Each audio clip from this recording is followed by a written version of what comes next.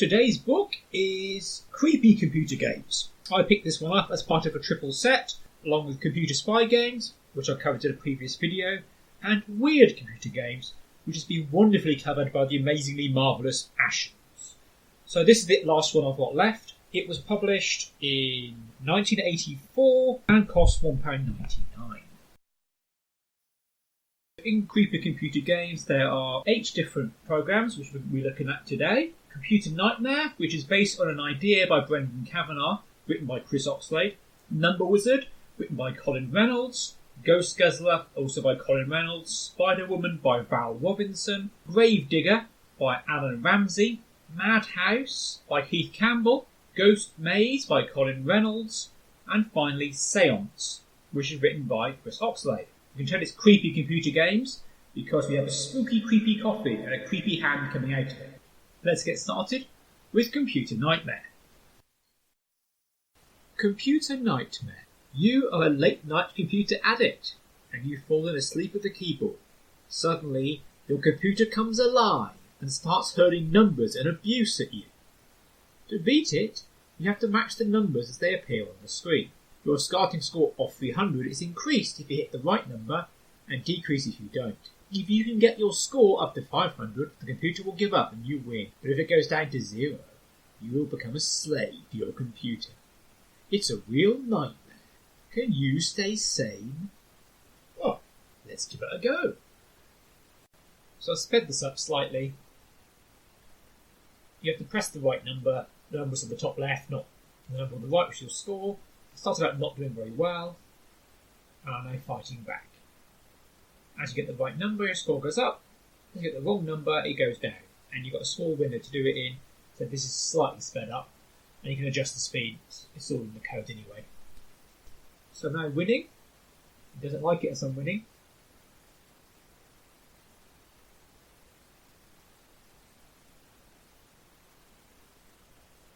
So it keeps insulting me. If you get the score nice and high, it starts to panic.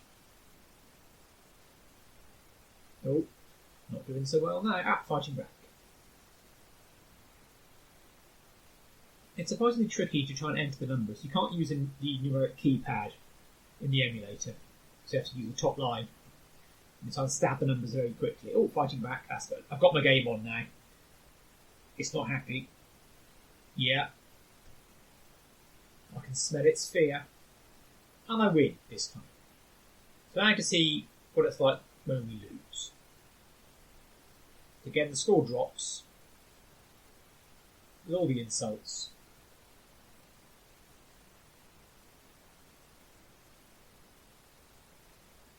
And now it sits the boot in.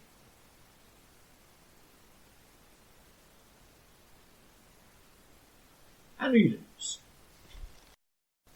The Number Wizard. This is the game the Number Wizard plays with all his visitors. He conjures the numbers 1 to 9 in the air and then rolls 2 dice.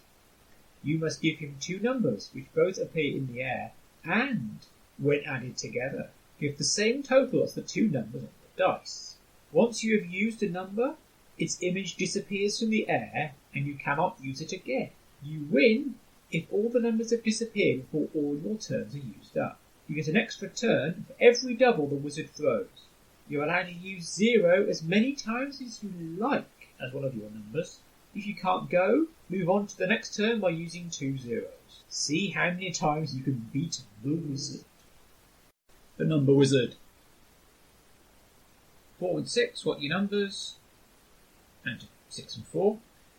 It seems it's like a version of Shut the Box. Pretty much, you enter the numbers one at a time. If they did the input in a different way, you could have had the 2 numbers on the screen at once. Essentially, you roll 2 dice, add it to a total, and you've got to match the total with the numbers. You can use 0 as often as you like. The aim of the game is to clear all your numbers by the time, well, before your turns run out. If you do that, you win. 5 and 4 make 9, 8 and 1 make 9, which means I win. The book suggests a way of making you play again and keep a record of wins and losses. Ghost Guzzler! Who are you going to call? Ghost Guzzler. The ghosts in this game are numbers rushing across the screen.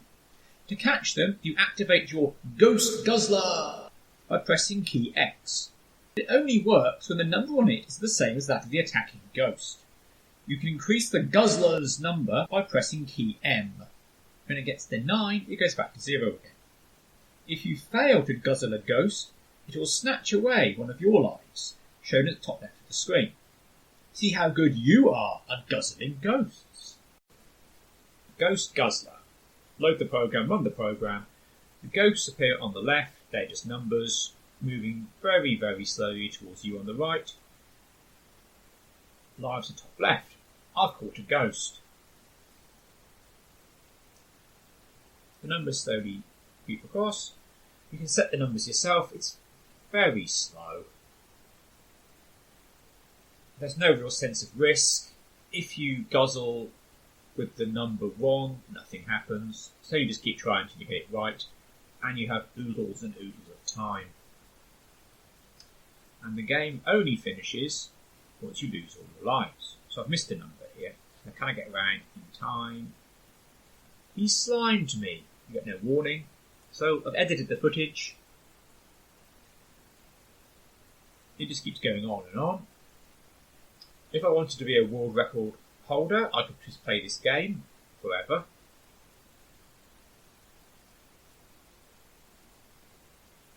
So after I worked out it only carries on until you lose all your lives, I thought, okay, let's just throw the game. It's not a bad game, but it needs a bit of improvement. 443 for guzzling. The book has some ideas for improving the game. Adjust the speed. Here it's a lot faster. Got it, just in time. I've increased the speed. I've made the ghost start slightly further to the right. What I've also done is if you guzzle and the number is wrong, you instantly lose a life. The ghost will get you. So it's a bit more risk reward. The other thing I could have done is make it go faster and faster as you go along. So rather than start with a delay of a loop of 50, maybe each time you guzzle the ghost it gets faster, or each time a ghost goes by it gets faster, that sort of thing. The code is there to do it. So it's not. This version I think is rather good. You could do with some sound, you could do with some colour, but it's a bit of fun. The reason it goes past is I change one number but not the other, so it starts a bit further to the right, but I don't actually check going further to where the end is. Spider-Woman, not affiliated with Marvel. Eek! It's Spider-Woman. You might be lucky. She's in a good mood today. If you can guess the letter she is thinking of quickly enough, she'll set you free. If not, you'll probably get turned into a fly. To find the letter, give Spider-Woman a word, and she'll tell you whether or not her letter is it. You just put a word in, go between 4 and 8 letters long, and Spider-Woman will tell you if the letter she's thinking of is in the word. If it is, you get to guess the letter. If you get it wrong, you die. Takes 4 votes to try. You can change various numbers, so you can give yourself less goes. You can change the word length you allowed. Also change the game. Spider-Woman is bored. She wants you to adjust the program to do the following. If her letter is in your word, you are allowed 2 guesses at it. But if you guess wrong, you forfeit 5 goes. Can you do it? Spider-Woman. Not to be confused with Sherlock Holmes and the Spider-Woman, which is excellent, Miss Pascal Afro. So she's chosen. Here's try word. Caps lock. I'm choosing tray. Well, I struck lucky. Got a guess. If you guess, you instantly die. Well, get it wrong. Neither you win. So I'm not going to guess yet. So cut. So we now know it's T, R, or A. Now to choose the next word.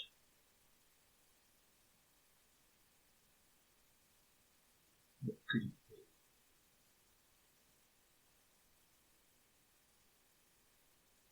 So it's not Y, but we knew that anyway. That was a stupid guess. Teeth. Nope, so it's not T then, so it's R or A.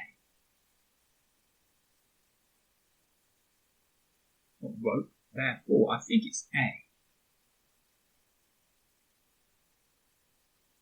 Whoops. Yay!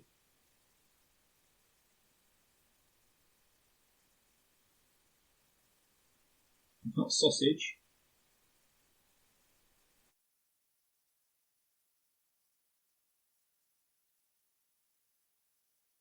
And that's you losing. Nice and simple. Gravedigger. It's dark and windy. Not the kind of night to be lost in a graveyard. But that's where you are. You have until midnight to find your way out. Skeletons lurk in the shadows, waiting to scare you to death should you come too close. You can dig holes to help keep them away, but digging is tiring work, and you cannot manage more than 5 in one game. You have to be careful not to fall down the holes you have dug too. Gravestones, marked plus, and the walls of the graveyard, marked with a colon, block your way. The holes you dig are marked O, you are asterisk, and the skeletons are X. See if you can escape. Gravedigger. This is the spooky graveyard. The colons represent the graveyard wall, you're the asterisk, the X's are the spooky skeletons, and the pluses are gravestones. You have, I believe it's 60 moves to escape the graveyard.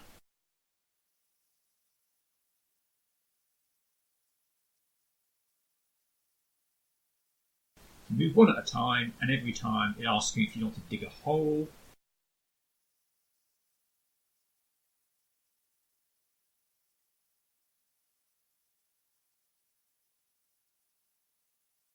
If you move next to a skeleton, you're scared to death. You can fall into your own holes, or you can be killed by a skeleton, or you can run out of time. It takes a while. I had a few goes where I managed to block myself in, thinking that was the aim of the game, which is not the aim of the game. It's quite easy to lock yourself in. The skeletons will not go into a hole. So I was thinking maybe the aim is to trap the skeletons in your holes. No. The skeletons just know the holes there and avoid them, which is fine. So here, I've got the 3 skeletons trapped. They're just north of a row of headstones. So if I can dodge behind them to the south, they won't be able to get me, and then I can just run to the finish and escape. So I'm trying to lure them forward.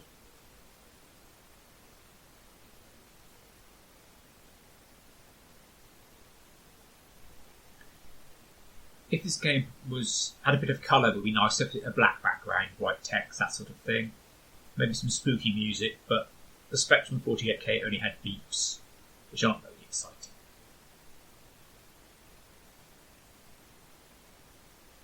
There was that horrible voice synthesizer thing later on, the micro Cohen, but that was just terrifying anyway. We had a game Punchy, and that for years I thought it was saying the story of stories, but it was meant to be saying that's the way to do it. Very Rowley Birkin QC, if you remember the Fast Show. So, I've got a couple of holes dug between the gravestones. The skeletons are above the gravestones to the north of me, so I'm going to run to the finish, which is bottom right. So every time you load, it clears the screen and then repaints the screen, which is just very flickery.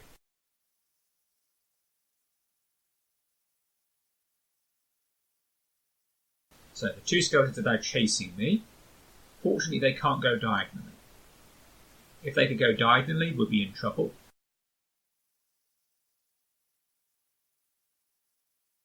So one of them is the other side of a row of gravestones,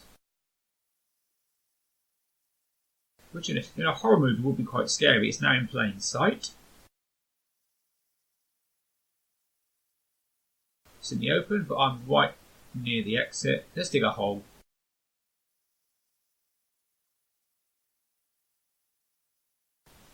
And I win. Madhouse. You're trapped in a weird house where everything moved, including the walls. If the doorways would line up, even for a moment, you could make a dash for freedom.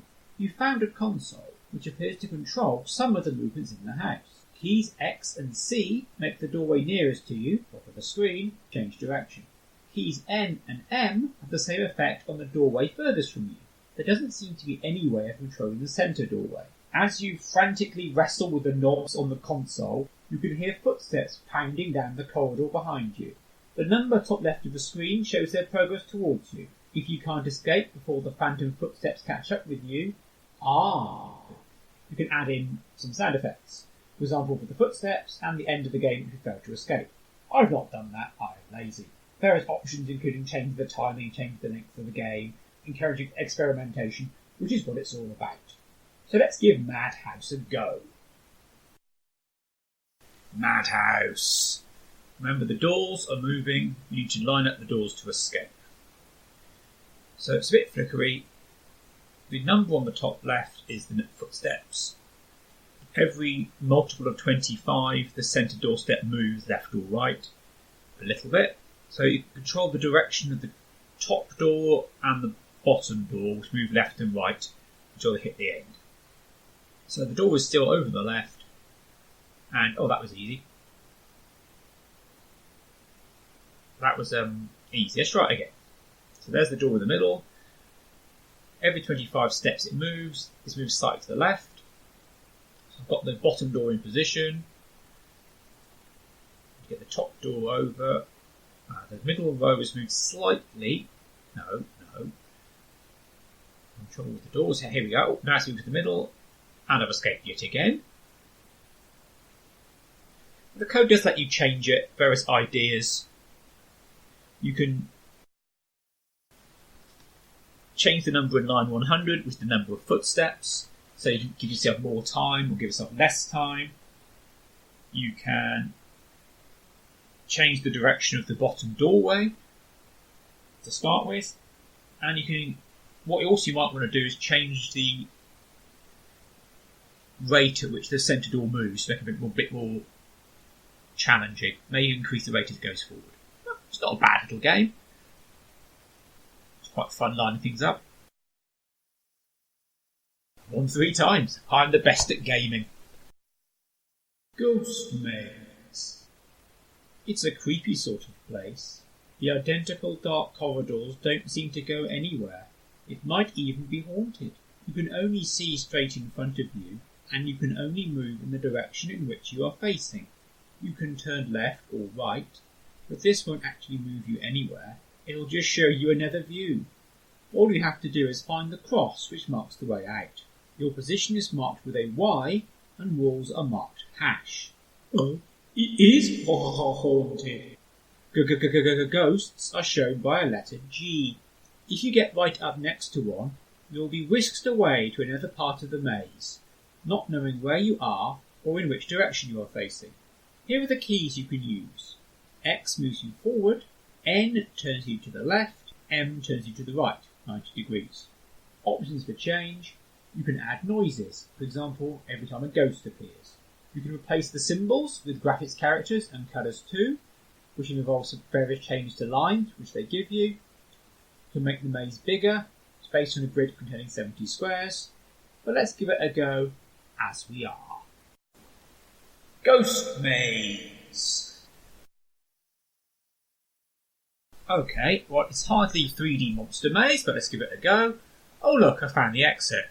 So let's move forward, and then we turn right, move forward, and then left. And I win. I'm great at games. I should be an esports celebrity. So let's try it again. So I can see through walls, seemingly, which is a bit odd. There's loads of walls in front of me. Let's turn, move forward, let's move forward. Let's turn left, that's a dead end. Turn right again. That's another dead end. And right, forward. Oh, there's a ghost. Let's see what happens when next to a ghost. You get teleported somewhere else in the maze. Let's turn left, forward. Let's keep moving. And there's the exit. Thank you, ghost.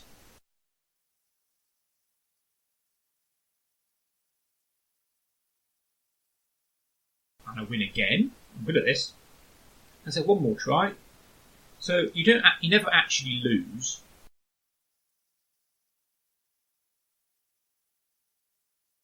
The maze is not randomly generated. I win again. Yeah, that was alright. Seance.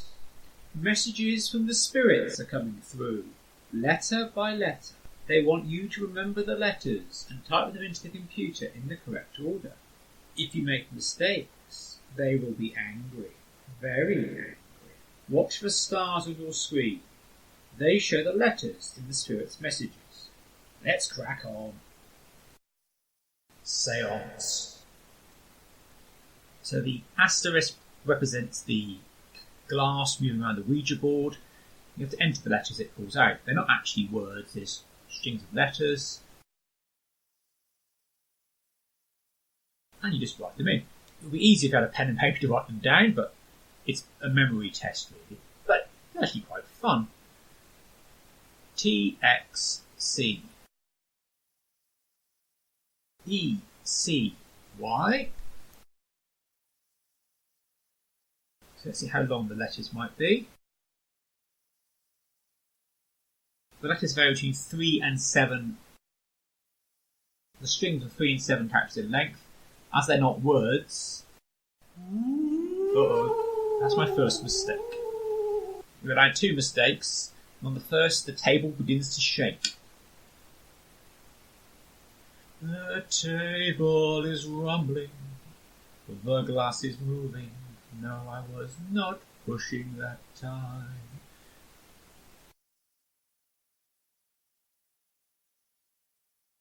So it's not an infinite game. It runs until you get 50 letters correct. At which point the spirits leave you and you're free.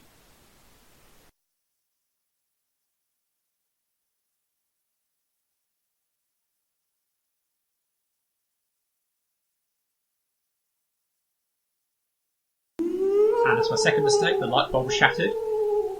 It's a lot harder to see the letters in the dark, you presume. But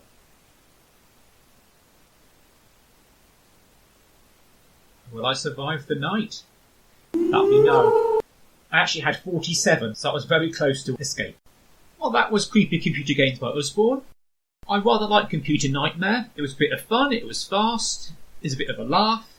Number Wizard was a poor version of a Shut the Box. Ghost Guzzler, as written, was a bit dull. If you sped up, it was good fun. Wasn't keen on Spider-Woman.